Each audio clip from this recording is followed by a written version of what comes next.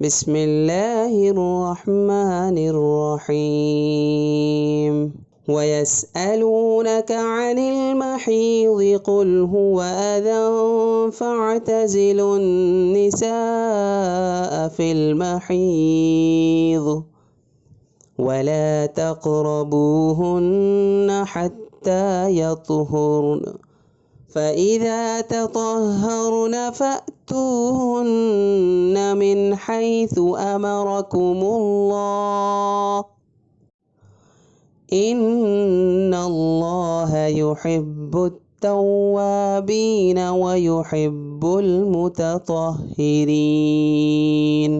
اور لوگ آپ سے حیض کے بارے میں پوچھتے ہیں، آپ کہہ دیجئے کہ وہ گندگی ہے، لہذا حیض کی حالت میں عورتوں سے الگ رہو، اور جب تک وہ پاک نہ ہو جائیں ان سے قربت نہ کرو۔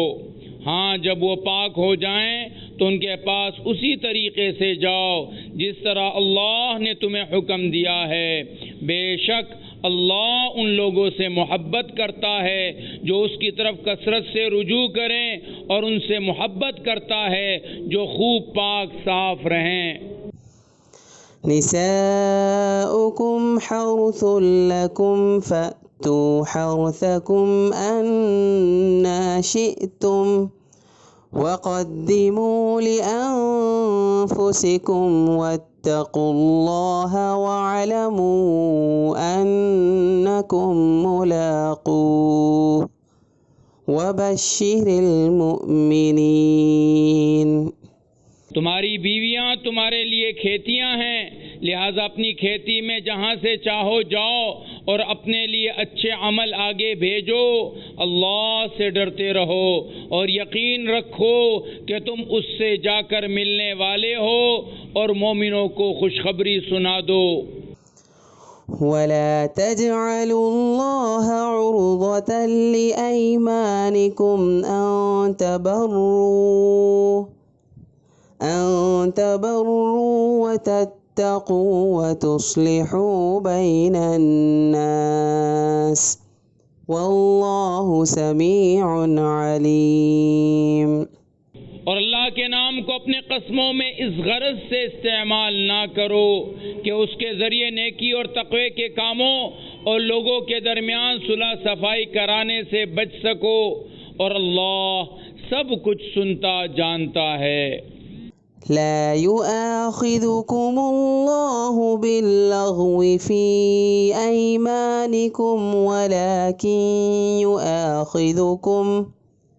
ولكن يؤاخذكم بما كسبت قلوبكم والله غفور حليم۔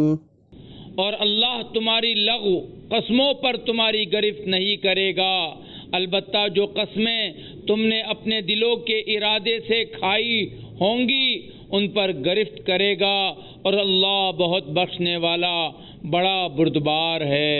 للذين يؤلون من نسائهم تربص 4 أشهر فإن فاءوا فإن الله غفور رحيم۔ جو لوگ اپنی بیویوں سے ایلا کرتے ہیں، یعنی ان کے پاس نہ جانے کی قسم کھا لیتے ہیں، ان کے لیے 4 مہینے کی مہلت ہے، چنانچہ اگر وہ قسم توڑ کر رجوع کر لیں تو بے شک اللہ بہت بخشنے والا بڑا مہرباں ہے۔ وَإِنْ عَزَمُوا الطَّلَاقَ فَإِنَّ اللَّهَ سَمِيعٌ عَلِيمٌ۔ اور اگر انہوں نے طلاق ہی کی ٹھان لی ہو تو اللہ سننے جاننے والا ہے۔ وَالْمُطَلَّقَاتُ يَتَرَبَّصْنَ بِأَنفُسِهِنَّ 3 قُرُوءٍ وَلَا يَحِلُّ لَهُنَّ أَن يَكْتُمْنَ مَا خَلَقَ اللَّهُ فِي